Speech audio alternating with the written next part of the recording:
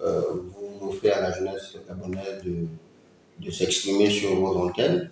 Je suis Emmanuel Ombana, donc président de la Junior Entreprise Conseil et acteur jeunesse et membre de la société civile. Encore pour cette opportunité que vous nous venez de nous prononcer sur la question du Conseil national de la jeunesse qui nous laisse aujourd'hui sur nos fins.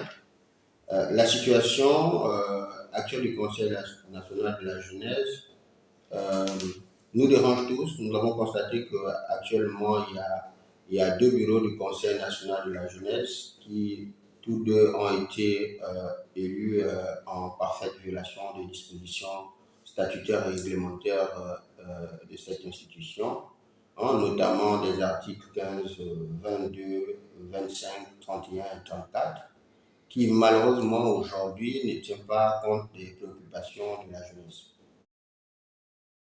Le mal du Conseil aujourd'hui se situe à deux niveaux. Les responsabilités sont partagées, disons-le, on n'a pas peur de le dire, à la fois des jeunes eux-mêmes qui ont du mal à pouvoir respecter leurs dispositions statutaires et réglementaires, et de l'autre côté, de ceux qui sont en charge de cette question, notamment du département du ministère de la Jeunesse, qui semble avoir peu d'informations sur le fonctionnement du Conseil national de la jeunesse, malgré plusieurs requêtes sur cette question. On note que la tutelle observe un silence sur cette question. J'ai pour habitude de dire que le problème du Conseil vient également de la qualité des membres. Actuellement au Conseil, ce que j'observe, c'est qu'il y a trois catégories de membres. Il y a le premier niveau, la première catégorie des membres, il y a ceux-là qui sont au Conseil juste pour un sentiment d'appartenance parce qu'il faut montrer qu'on est au Conseil. Le deuxième niveau de catégorie des membres, ce sont des jeunes qui sont au Conseil pour espérer avoir des nominations. Donc on utilise le Conseil national de la jeunesse pour avoir des nominations, avoir des promotions professionnelles. Et il y a une autre catégorie de jeunes, cette catégorie-là qui travaille à d'autres occupations et qui vient au Conseil pour apporter une expérience ou une expertise. Malheureusement, dans la situation actuelle du Conseil, elle est entretenue par les deux premiers niveaux de catégorie que je viens d'énumérer, qui sont malheureusement, on va dire, la catégorie majoritaire au sein du CNJ. Et c'est elle qui aujourd'hui a occasionné la situation qu'on a lorsqu'on remet on alloue un budget au Conseil national de la jeunesse qui, au lieu d'affecter ce budget à l'exécution des activités de la jeunesse, malheureusement utilise ça pour d'autres fins, et c'est ce à quoi on assiste aujourd'hui, à ce bicéphalisme au niveau du CNJ. L'arrivée du président de la transition à la tête de notre pays, et nous disons merci, la possibilité d'avoir inscrit dans la loi de finances une enveloppe de 500 millions pour le fonctionnement du Conseil national de la jeunesse et du Parlement gabonais des jeunes.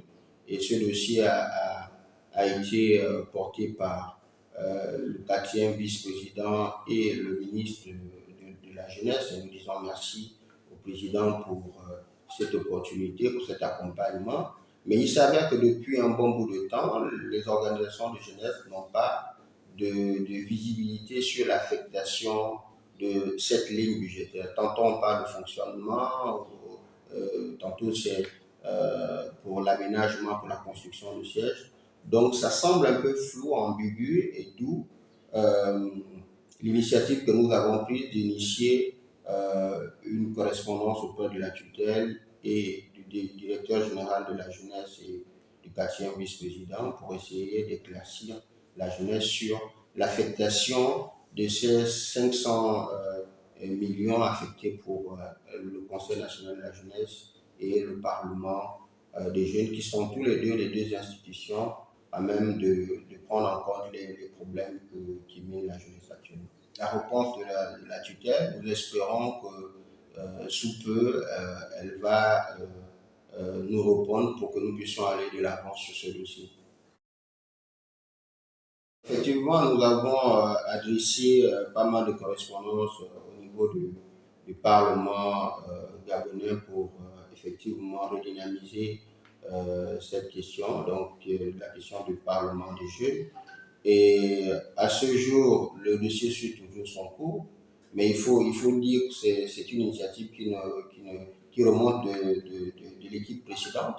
Nous avons eu pas mal de séances de travail avec certains parlementaires d'ailleurs qui ont été reconduits pour effectivement porter les questions des populations au niveau de l'Assemblée nationale. Et jusqu'à ce jour, nous attendons également que les présidents de ces institutions prennent à bras le corps cette question qui est quand même une question assez cruciale pour que la jeunesse gabonaise puisse également se mouvoir au niveau international. C'est une très belle occasion pour nous d'appeler respectueusement Monsieur le Président de la transition à bien vouloir prendre à bras le corps la question de la jeunesse de façon générale, parce qu'il ne s'agit pas uniquement d'un problème du Conseil ou du Parlement. On parle là de plus de 1 720 000 jeunes, parce que la jeunesse représente environ 70% de la population gabonaise. On parle des questions de plus de 700 jeunes qui sont au chômage, parce que le taux de chômage chez nous est de 40%. Hein. C'est environ 600, sinon 700 jeunes qui sont dans cette situation de précarité. Le constat que l'on fait, c'est que malheureusement, on a toujours eu à la tête de ce département ministériel des personnes qui ont peu de connaissances sur les questions, les problèmes que mine la jeunesse. Ce qu'on constate, c'est que malgré les orientations du chef de l'État, elles peinent à être traduites en action. Et pour preuve, il nous est arrivé d'analyser le plan national de développement de la transition. Et dans ce document, on a vu par exemple que effectivement on a fait mention de la jeunesse qui représente plus de 60% de la population gabonaise. Dans ce document, il est clairement mentionné que la jeunesse est un fort taux, sinon une forte augmentation de la population gabonaise. Qui dit augmentation de la population, dit augmentation de la demande sociale. Mais quand on regarde les réponses aux problèmes que mine les gens, on n'a vu que des réponses sur le sport. Ce qui nous laisse quand même à nous inquiéter un peu sur le management de ce département ministériel. On peut ajouter aussi l'absence d'une feuille de route claire sur de la transition de la jeunesse, parce que le président de la République, dans tous ses discours, il donne toujours un clin d'œil, il donne des orientations sur la jeunesse. Mais quand on regarde sur la mise en œuvre de ces recommandations, de ces orientations, on note aujourd'hui qu'il n'y a aucune stratégie, sinon peu de stratégies sur les stratégies sur les activités que le président décline pour la jeunesse, ce qui nous laisse à croire qu'il y a un problème au niveau du management ou un problème au niveau du casting.